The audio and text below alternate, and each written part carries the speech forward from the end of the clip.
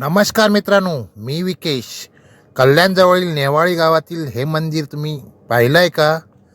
चला तर तुम्हाला या व्हिडिओमध्ये दाखवतो.